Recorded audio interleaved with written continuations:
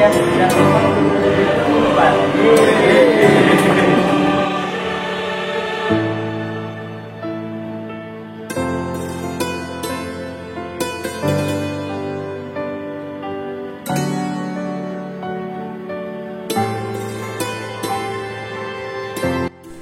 Halo guys, jumpa lagi dengan channel Mega 59. Hari ini tanggal 29 Maret tahun 2024 bertepatan dengan peringatan wafat Yesus Kristus.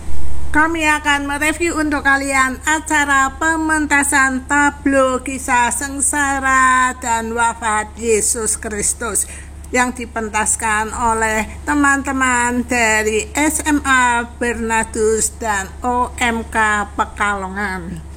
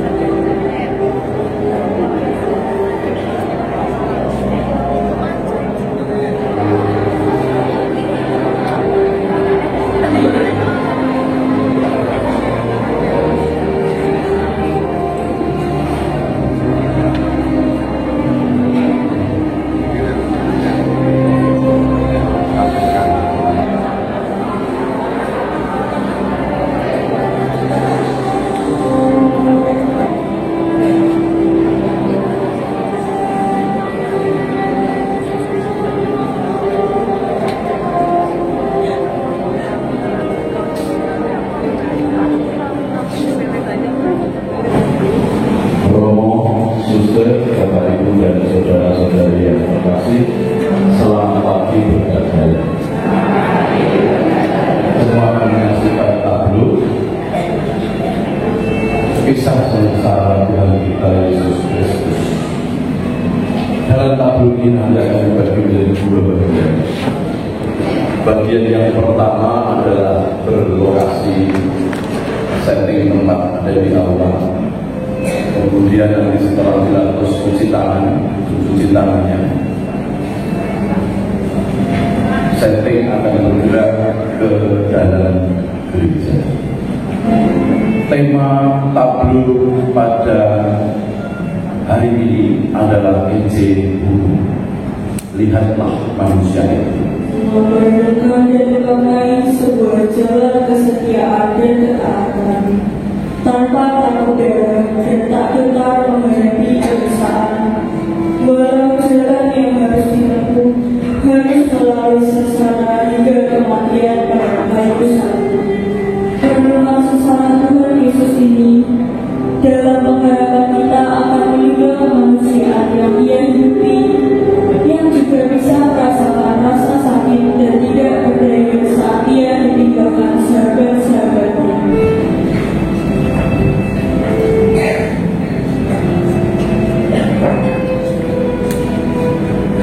Sesungguhnya aku percaya bahwa anak manusia harus menanggung banyak penderitaan dan ditolak oleh kedua di mana kepala dan ahli-ahli Allah, lalu dibunuh dan dibangkitkan pada hari ketiga.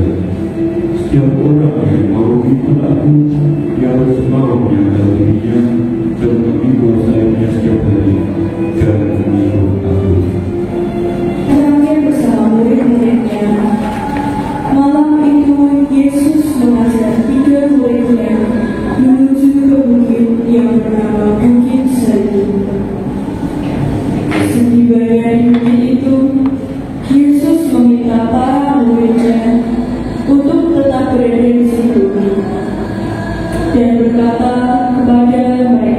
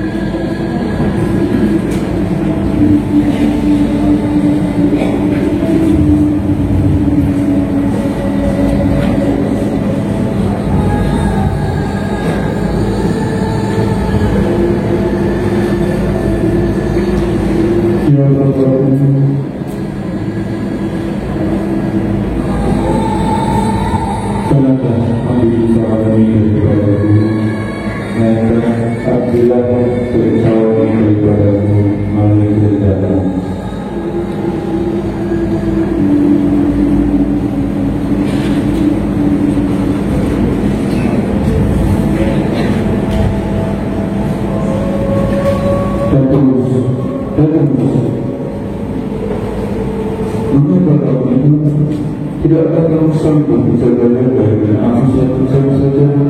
Bangunlah dan berdoalah supaya kamu jangan jatuh ke dalam pencobaan. Bila saatnya sudah tiba, bahwa manusia akan diserahkan ke tangan orang-orang Yesus. Karena semua murid bersama dengan Imam Mahmud dan Kayafas, mereka mencari Yesus dan ingin menangkapnya. Siapakah yang kamu cari? Yesus, dari Nazaret. Akulah dia. Hei Yudas, sekarang tunjukkan kepada kami semua siapa orang yang harus kami tangkap. Orang yang mencium itulah dia.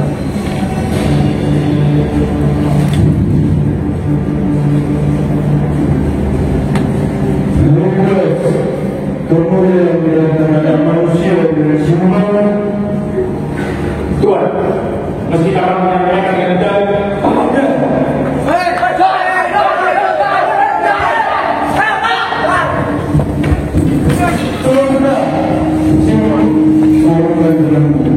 tidak tahu saya minta yang diberikan Bapa kepadamu.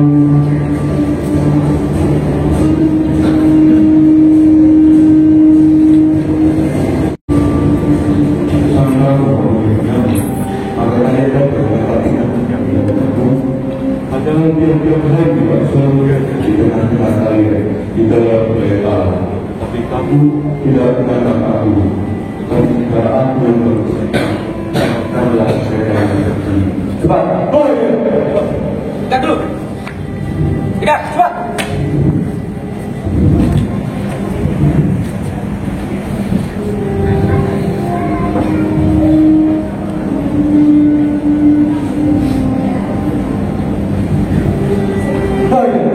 Yesus ditangkap dan dibawa dari tempat itu.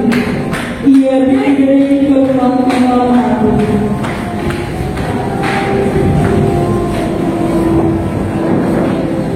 Yesus ditangkap dan dibawa dari tempat itu. Petrus diam-diam.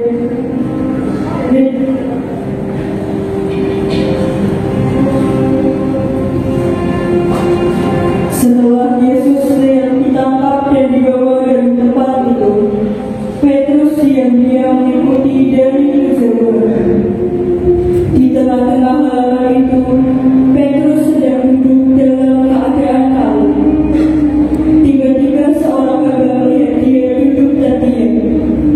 Ia mengamat-amati Petrus. Kemudian datanglah hamba-hamba lain mendatangi Petrus duduk. Orang ini selalu bersama-sama dengan Yesus. Bukankah engkau yang selalu bersama Yesus orang Galilea itu? Bukan, aku tidak kenal mereka. Sungguh. Benar, engkau adalah seorang dari mereka. Engkau bersama-sama dengan Yesus orang Nazaret itu. Bukan, aku bukan seorang dari mereka. Pasti engkau juga salah seorang dari mereka, kan? Ya, benar, engkau adalah murid Yesus. Tunggu, aku tidak tahu apa yang kau katakan. Aku tidak mengenal orang itu. Aku tidak kenal orang itu, dan sekali lagi, aku tidak mengenalnya. Ah, tinggalkan saja orang ini. Sementara Petrus berkata, berkokohlah ayam. Maka teringatlah Petrus bahwa Tuhan telah berkata kepadanya, sebelum ayam berkokok pada hari ini, engkau telah 3 kali menyangkal aku. Lalu Petrus pergi keluar dan menangis dengan sedih. Tuhan, betapa mengerikannya. Tiada, aku berdiri menegakkan ya Tuhan. Mengapa aku tidak begitu? Mengapa aku menyakiti aku sendiri kepadamu? Tiada aku. Kutunjukkan aku sebaik-baiknya. Tapi di belakang aku justru jadi tak berdaya. Mengapa aku jadi begitu? Mengapa aku menyayangkan aku sendiri padamu? Tuhan, sengsara aku yang membuatku sengsara. Aku takut Tuhan. Aku ini seorang pendosa. Aku tak bisa melayani kau karena ketakutan dan dosamu.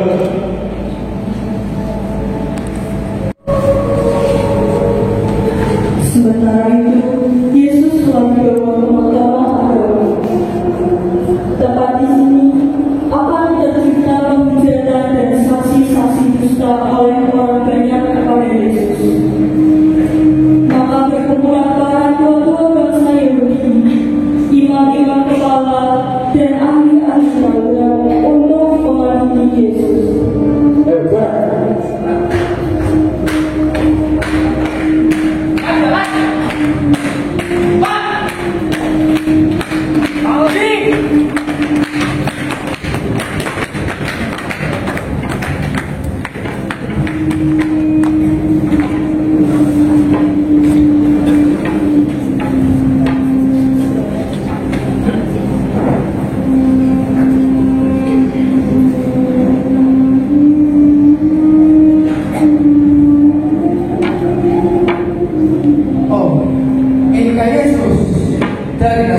Iya, benar. Dialah Yesus.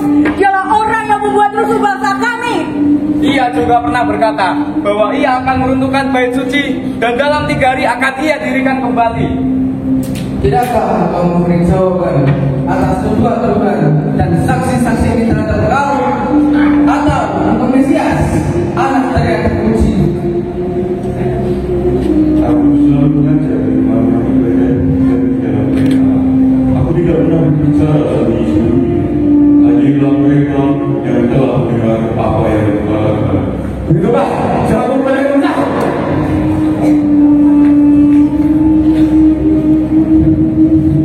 Jika apa yang dikatakan itu salah, tunjukkanlah salah mereka. Tetapi jika apa yang dikatakan itu tidak, mengapa kau menampar aku? Coba maju kalian. Siapa yang mau bersaksi tentang orang ini? Hei orang banyak, apakah kalian tahu? Saya pernah melihat orang ini menyembuhkan orang sakit dengan kuasa setan. Benar, dan kalau tidak salah, dia juga pernah mengatakan bahwa dirinya adalah Allah. Jadi engkau ini adalah Engkau sendiri yang mengatakan bahwa aku adalah anak. cukup, sudah cukup. Benar tuduhan kalian terhadap orang ini.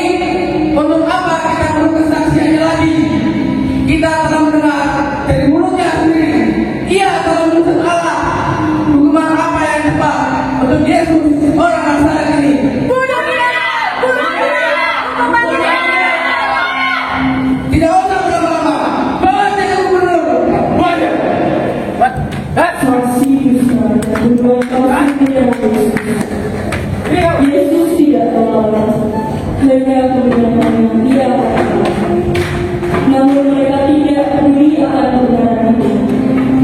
Hanya dendam dan perasaan amarah yang menguasai para tua-tua ini. Akhirnya dibawalah Yesus ke hadapan Pilatus agar diberikan hukuman sebenar-benarnya kepada Yesus.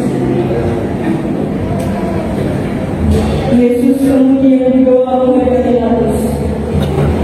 Pilatus keluar melihat orang-orang itu hendak mempersalahkan Yesus. Yesus berdiri di hadapan Pilatus dengan banyak orang. Tetapi inilah pengadilan yang sangat tidak adil tercipta. Tanganku manusiawi tak akan mampu memberikan pengadilan yang paling adil. Sebab tangan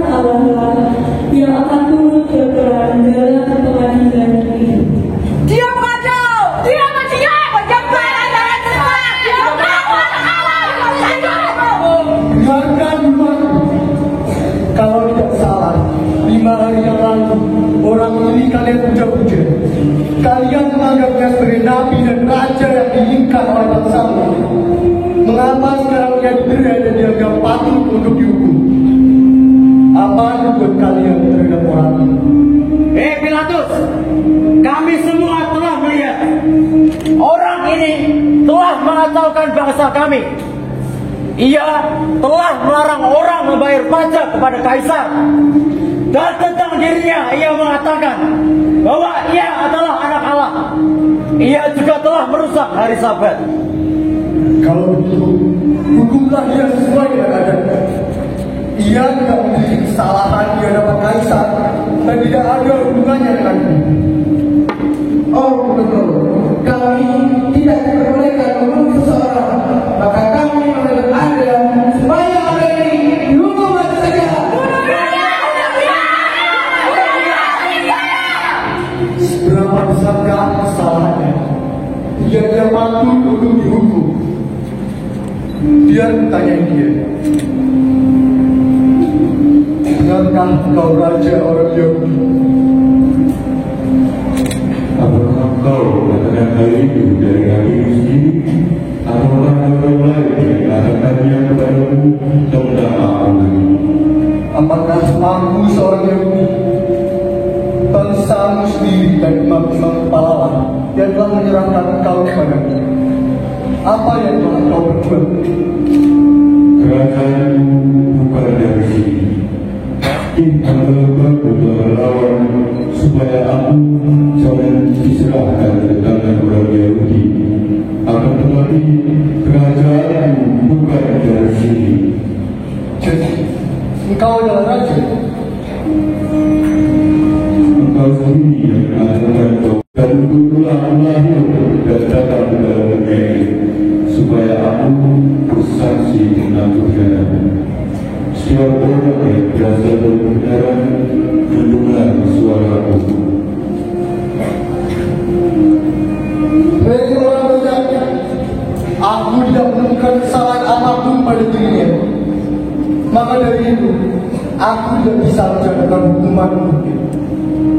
Bunuh dia! Aku tidak menemukan kesalahan apapun padanya.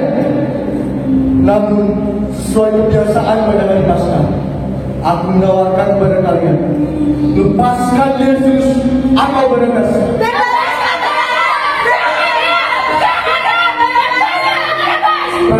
Bawa Barnabas kemana? Bawa Barnabas.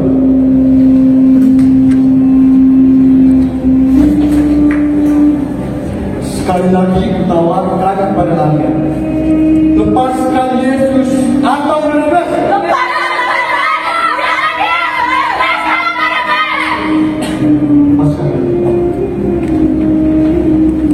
Lihatlah Yesus, aku bebas, aku bebas, aku bebas. Kalian telah membawa orang ini ke hadapanku sebagai orang yang menyesatkan rakyat, dan kalian telah melihatku mengadilinya. Aku tidak menemukan kesalahan apapun pada dirinya. Lalu, apa mau kalian Yesus orang Nazaret ini? Hukum dia salib!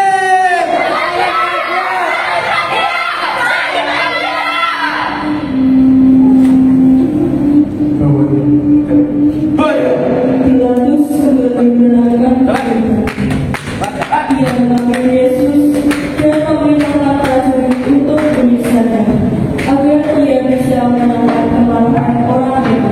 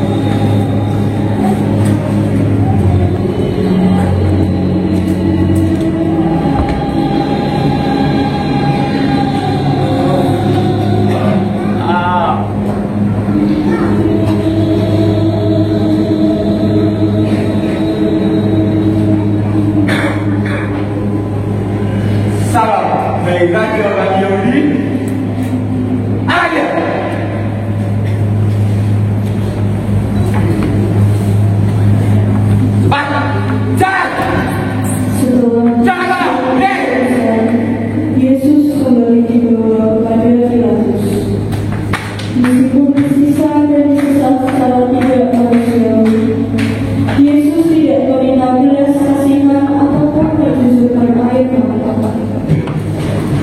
Walaupun telah disiksa atas perintah Pilatus lebih menenangkan dan memuaskan hati rakyat tetap menuntut agar Yesus dijatuhi hukuman salib.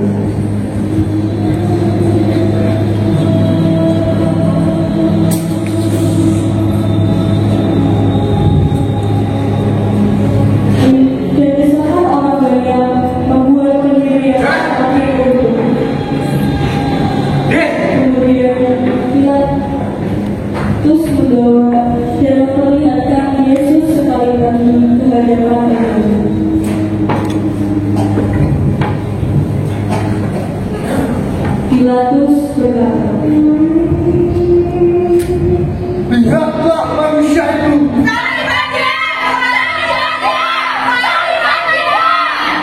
Ambil dia dan salibkan dia, sebab aku tidak menemukan kesalahan apapun pada dirinya. Kami mempunyai hukum, dan menurut hukum itu dia harus mati sebab dia menganggap dirinya sebagai anak Allah.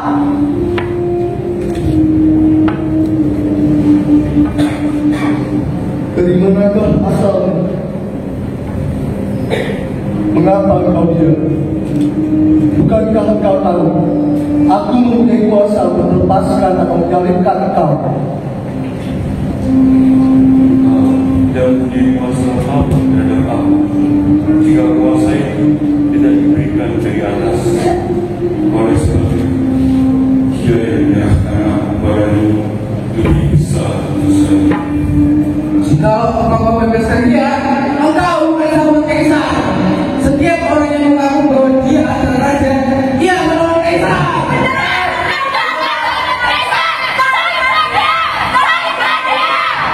Haruskah aku menyalibkan rajamu?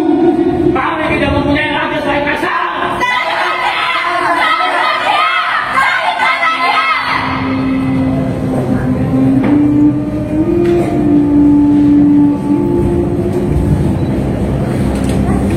Hukuman salib ini adalah keinginan kalian. Aku tidak bertanggung jawab atas darah orang ini. Itu urusanmu sendiri.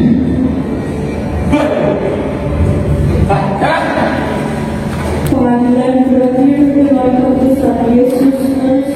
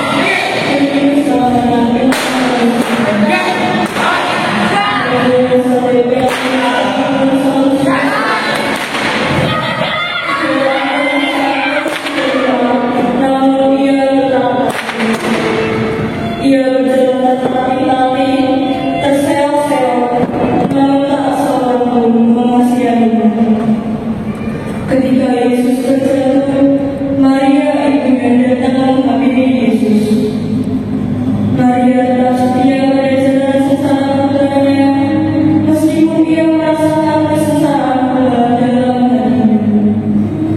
hati Maria amat pedih dalam hening batin yang merata. Di tengah ratanya, Maria memilih setia menderita bersama Yesus.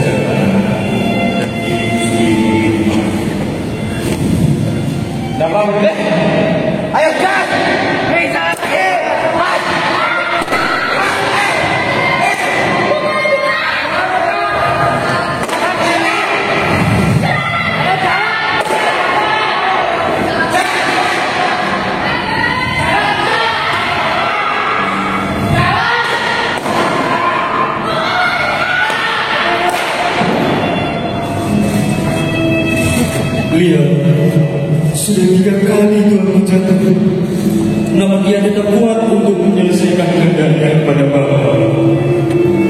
Jangan bandingkan dengan iman yang sungguh memalukan ya Tuhan. Apakah niat aku tak berani mendekati, sungguh aku panas dalam salib ini.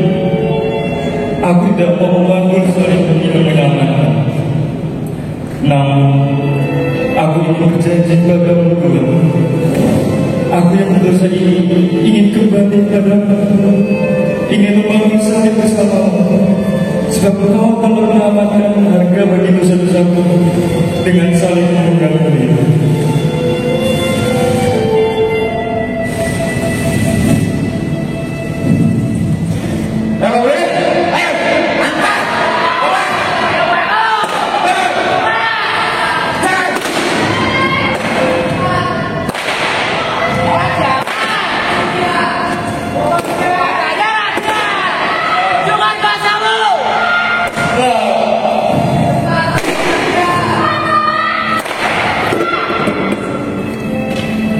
Inilah tempat penggunaan paling kecil yang dialami Yesus.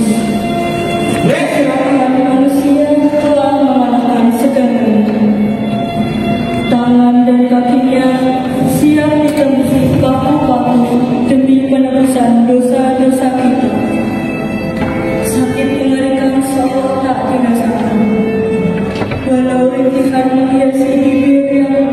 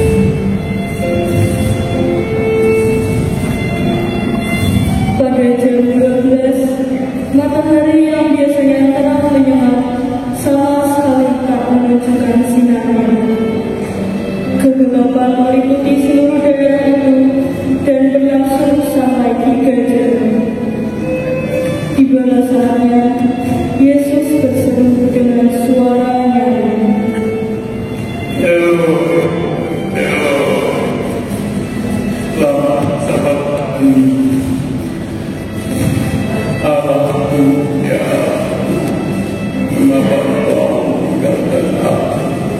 Lihat, ia memanggil Elia. Kita lihat saja apakah Elia akan datang menurunkan dia. Dan besar, dia berkata, dalam tangan kuserahkan nyawaku. Kamu, pastikan apa dia sudah mati atau belum?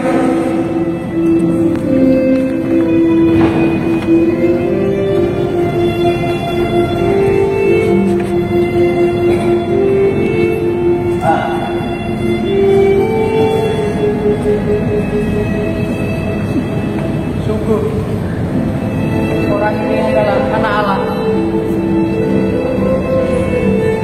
Satu demi satu, baik murid maupun orang Yahudi dan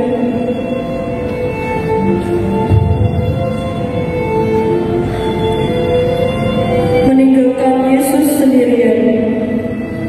Mayat yang tergantung itu berada dalam kesunyian.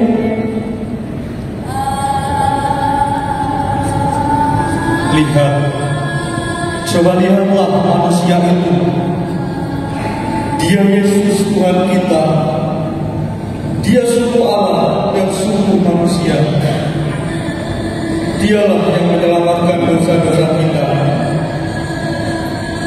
Kita mungkin dapat melihat Yesus yang menderita sekarang ini, tetapi sulit untuk sungguh-sungguh mengenal siapakah Dia.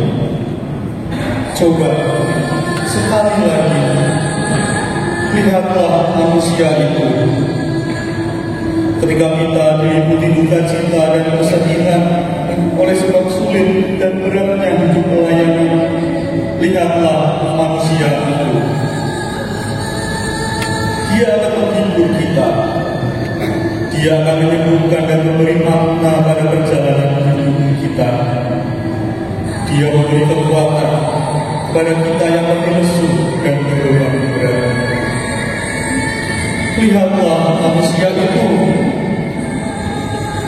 Ketika kita sungguh-sungguh melihat manusia itu, kita belajar darinya dan mengupayakan agar iman kita selaras dengannya.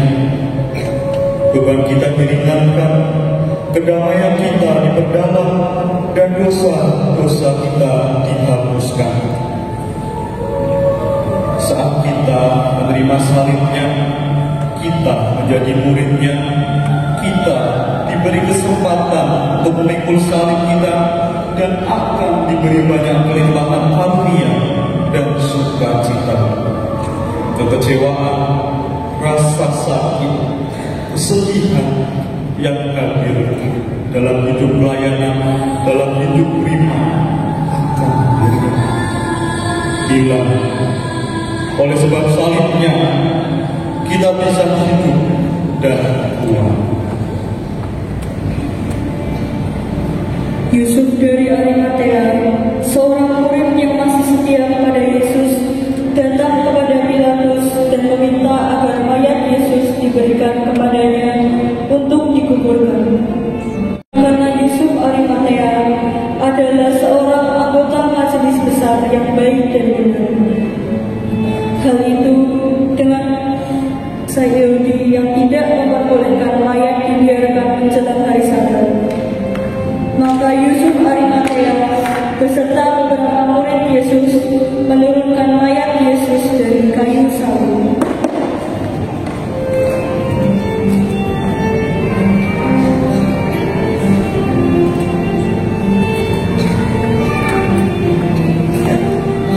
Per ucem et passionem tuam, libera nos Domine, libera nos Domine. Dengan salinan selesai Tuhan, bebaskanlah ya Tuhan, bebaskanlah ya Tuhan. Kasih Allah dinyatakan di tengah-tengah kita. Allah telah mengutus anaknya yang tunggal ke dalam dunia supaya kita hidup olehnya. Inilah kasih itu. Bukan kita yang telah mengasihi Allah, tetapi Allah dan yang telah mengutus anaknya sebagai pendamaian bagi dosa-dosa kita.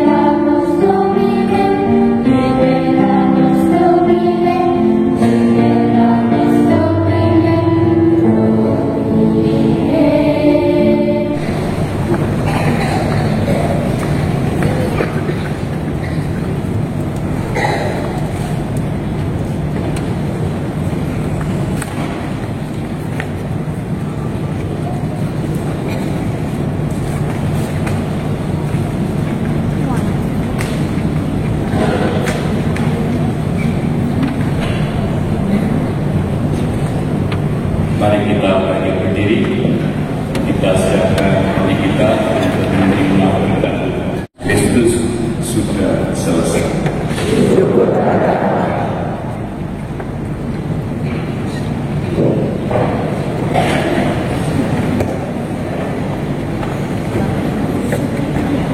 Atau Bernardus silakan.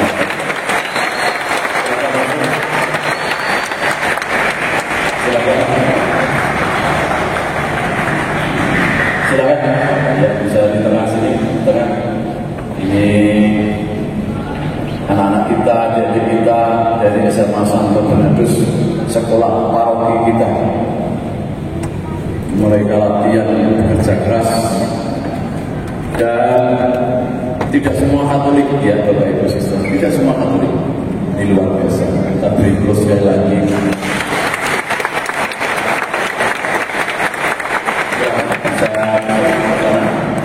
Silakan.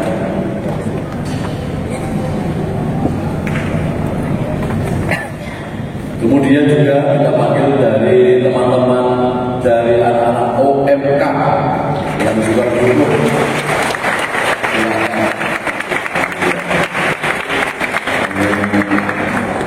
Mereka adalah generasi gereja yang akan datang. Silakan bisa menggeser sebentar ke tengah boleh atau ke atas. Ya, lumayan banyak ya. Dan yang perlu kita bangga adalah anak-anak kita dari SD Pius.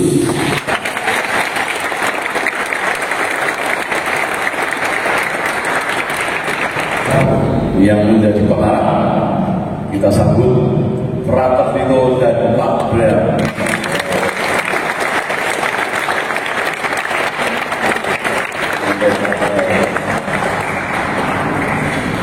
Ini provokator. Ya, begitu Saudara Bapak Ibu, sejujurnya luar biasa.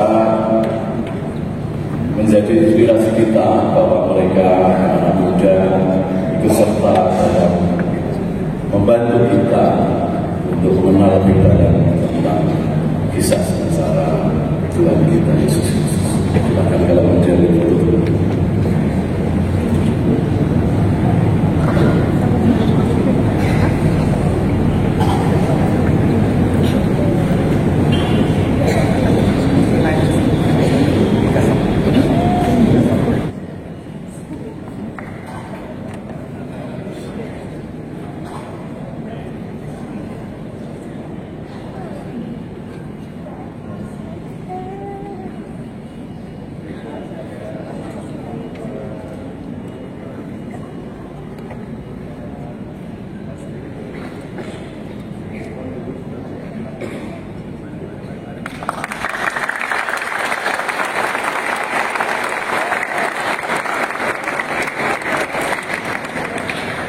Terima kasih kepada juga tim pengungkapan yang sudah banyak membantu, luar biasa, dan mereka nanti malam nginep ini anak-anak di